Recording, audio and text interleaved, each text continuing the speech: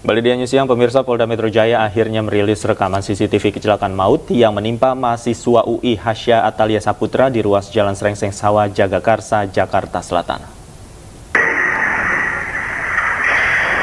Dari rekaman CCTV terlihat sebelum kecelakaan terjadi ada sepeda motor yang melambat karena akan menyeberang.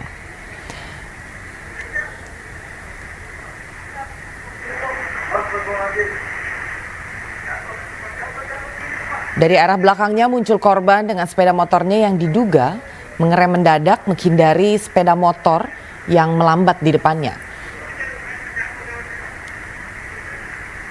Dan diduga karena jalan licin, korban jatuh di lajur kanan.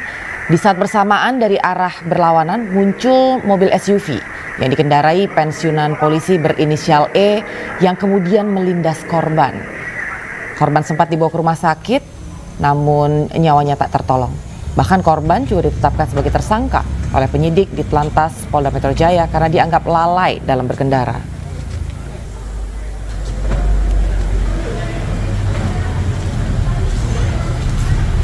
Bagaimana memeriksa apa menyatakan tersangka, orangnya belum pernah diperiksa. Kelalaian itu harus nyata penyebab secara langsung hilangnya orang.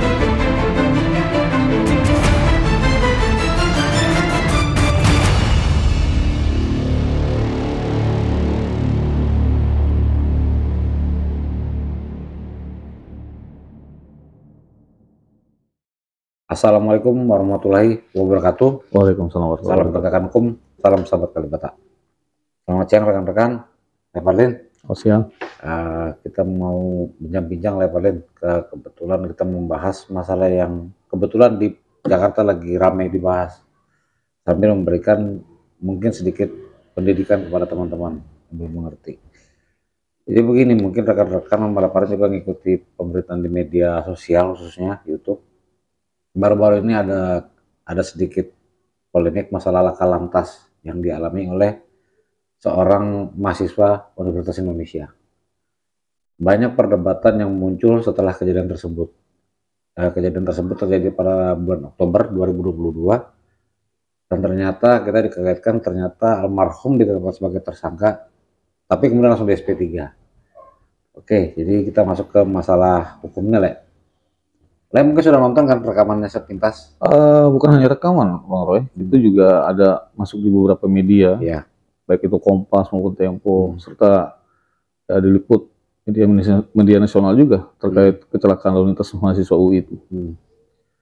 Ya, yang tadi kan ini di awal, kan kejadian itu di Oktober 2022, namun publik kita semua dikagetkan di akhir Januari, bahwa berita itu menurut Polres Jakarta Selatan, mahasiswa UI ditetapkan sebagai tersangka. Ini yang menjadi polemik, sehingga keluarga mahasiswa UI itu pun protes.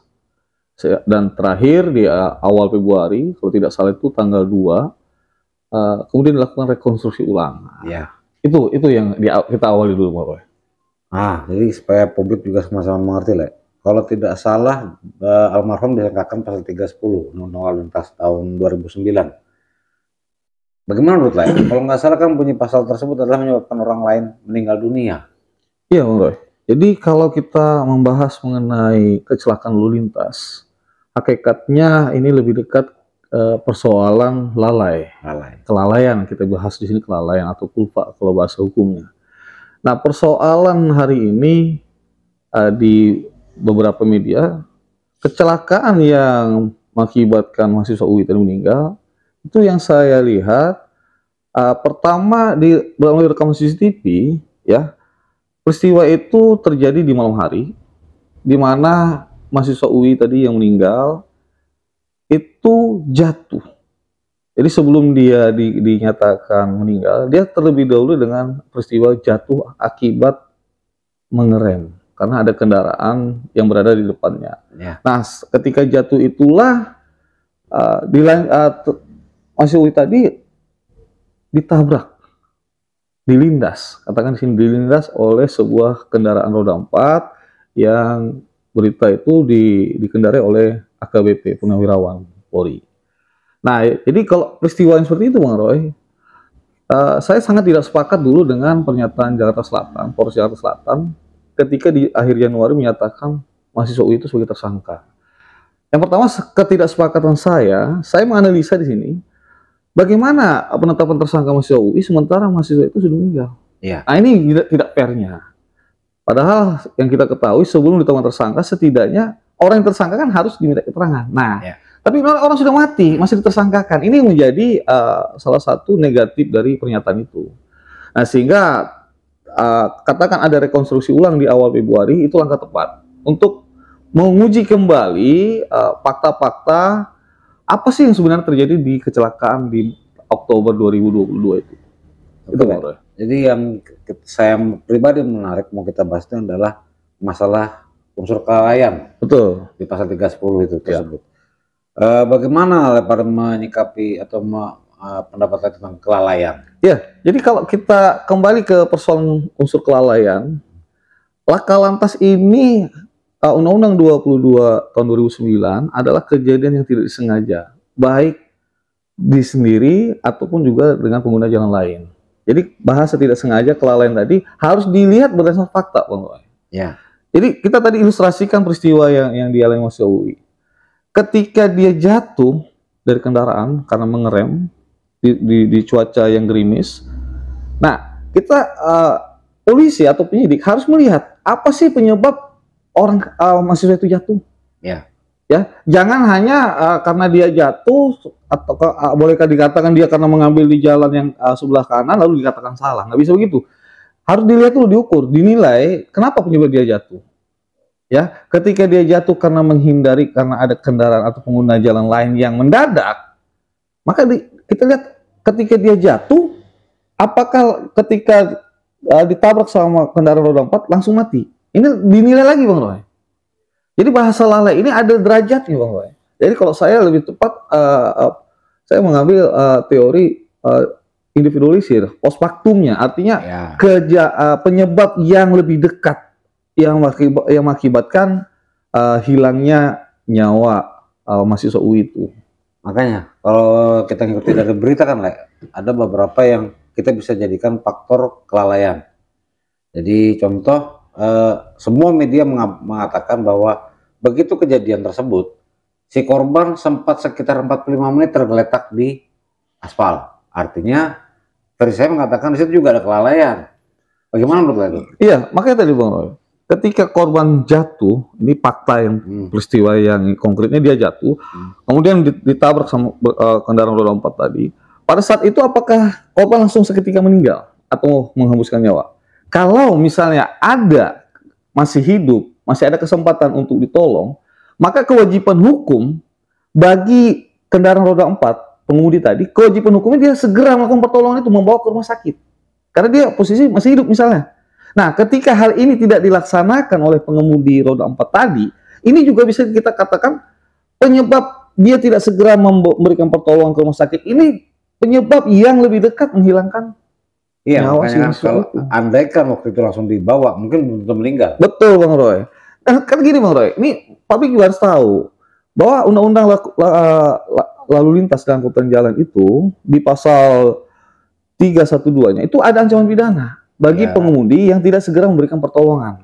Ya, yang ancaman pidananya itu adalah 3 tahun. Nah, ketika ini kita berandai-andai nih, Bang Roy, ketika korban tadi jatuh kemudian terlindas, tapi korban tadi masih dalam keadaan bernyawa, artinya ada kesempatan untuk segera ditolong, namun tidak ditolong oleh pengemudi yang roda 4 tadi, ini juga pelanggaran terhadap pasal 231 itu. Ya. 312 yang dimana amanat 231 bahwa pengemudi yang terlibat kecelakaan lintas wajib memberikan pertolongan. Nah, itu Bang Roy. Kalau tidak dilaksanakan, maka ini juga pidana, Bang Roy. Untuk ada ancamannya itu? Ada ancamannya, pasal 312. 3 tahun ancamannya, Bang Roy, kalau tidak segera diberikan pertolongan. Makanya kalau kita ngeliat kejadian tersebut yang saya lihat kita sama-sama lihat dari medsos ya, dari mana-mana tuh banyak kemungkinan ke faktor lalai. Banyak, Bang. Saya sepakat tadi Bang bilang derajat kelalaiannya. Yang lebih dekat yang mana yang penyebab hilangnya nyawa korban mahasiswa UI itu? Artinya kan sekarang kita mendukung upaya Polres Jakarta Selatan untuk olah TKP ulang.